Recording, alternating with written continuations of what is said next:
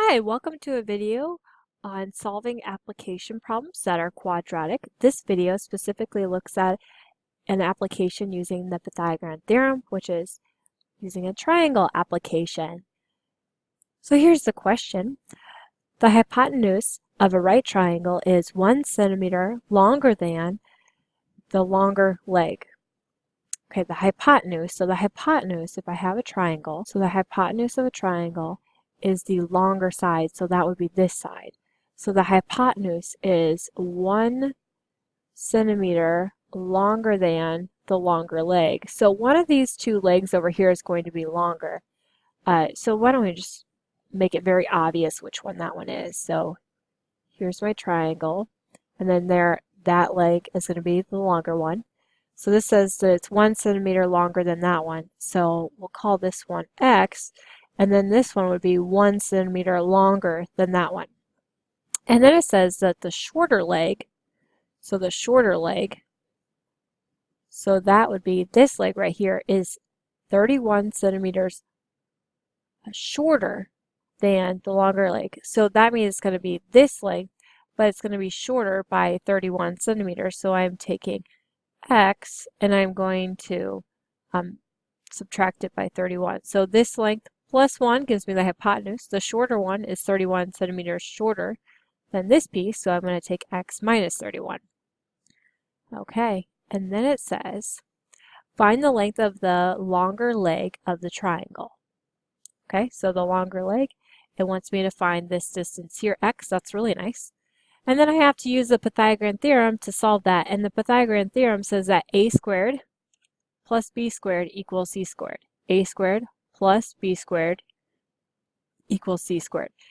So a squared, A represents one of the legs and B represents the other leg. It doesn't matter which one is which, but C matters. C would be the hypothesis. So A, for example, could be X, B could be X minus 30, and C would be like X plus 1. So this would say A, which is X squared, plus B, which is X minus 30, 1 squared, is equal to C squared, which is X plus 1 squared.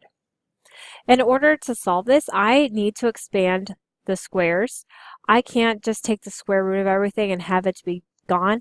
Otherwise, it would have had the equation without the squared. In order of operations, says I have to do exponents before I would do addition or subtraction. So I'd have to apply the exponents first. So this would be X squared plus X minus 31 times X minus 31 is equal to X plus 1 times X plus 1.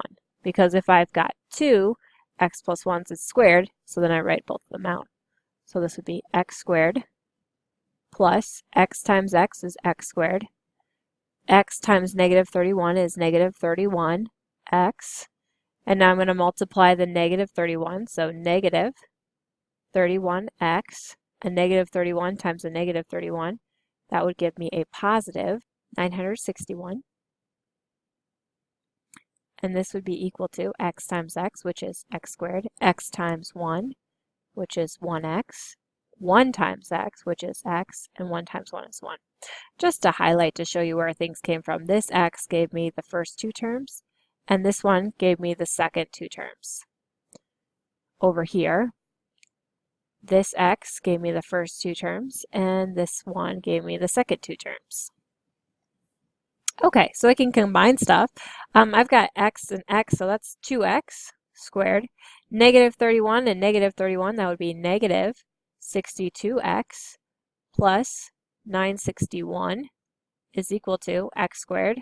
X and X would be 2X plus 2X plus 1. So to show you where that came from, X squared, 2X. Negative 31X and negative 31X gave me the negative 32. And X and X gave me the 2X. So I have a quadratic equation. That means I want to get all my variables on one side. I'm just going to move these ones over there. My larger X squared is on the left side, so I think that's a good idea to move those ones.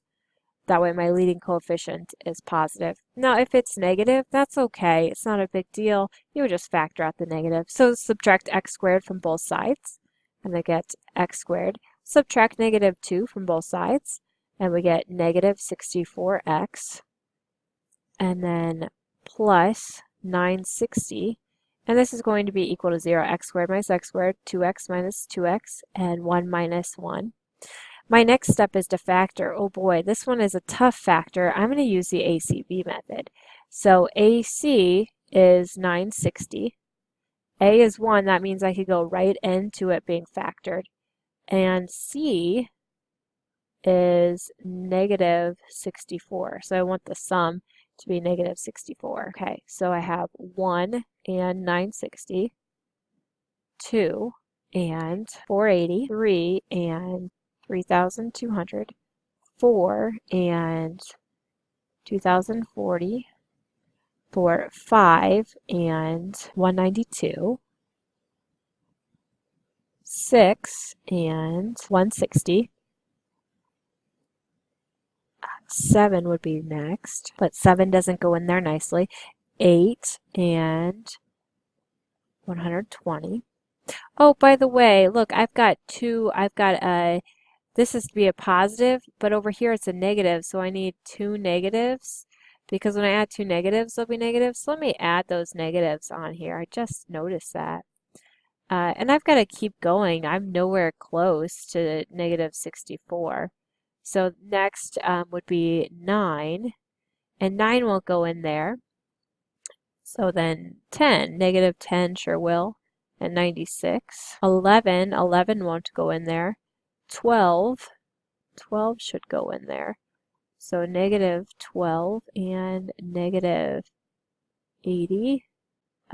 13 won't go in there. 14, 7 didn't go in, so 14 won't.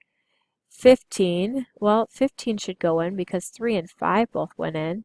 Gives me 64, okay. 15, 16 will work. I'm just going to move my list over here. So negative 16 and 60. I'm getting super close. 16, 17 won't work. 18, 9 didn't work, so 18 won't. 20 should work.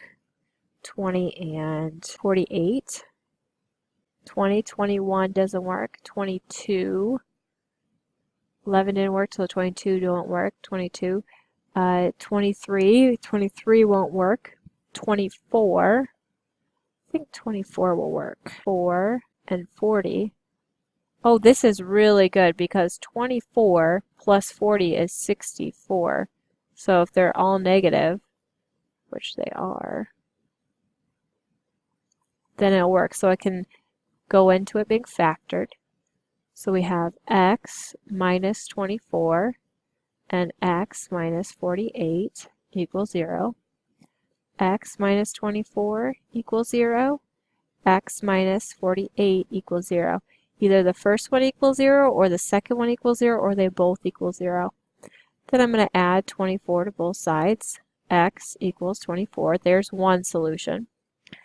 And then the other one, subtract 48. X equals 48. Okay, I got two answers. One of them is probably not right. How do I know?